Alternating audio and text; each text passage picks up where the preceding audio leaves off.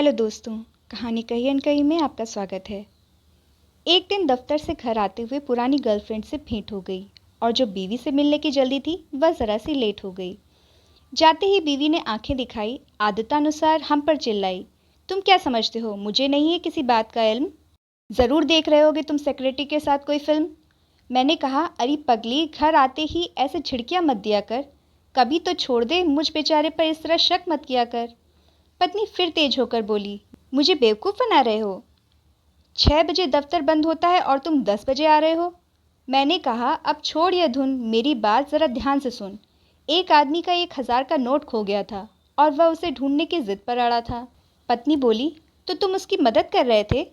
मैंने कहा, नहीं रे पगली, मैं ही तो उस पर खड़ा था। सुनते ही पत्नी हो गई लोटपोट और बोली, कहाँ है वह 1,000 का नोट? मैंने कहा, बाकी तो खर्च हो गया, ये लो 100 रुपये।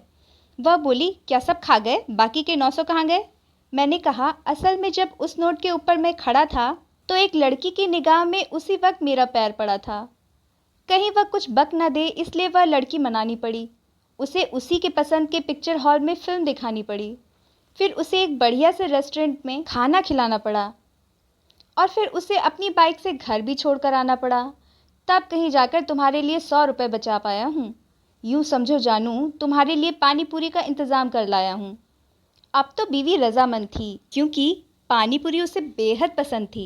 तुरंत मुस्कुराकर बोली, मैं भी कितनी पागल हूँ, इतनी देर से ऐसे ही बकबक किए जा रही थी। सच में आप मेरा कितना ख्याल रखते हैं और मैं हूँ कि आप पर शक किए जा रही थी।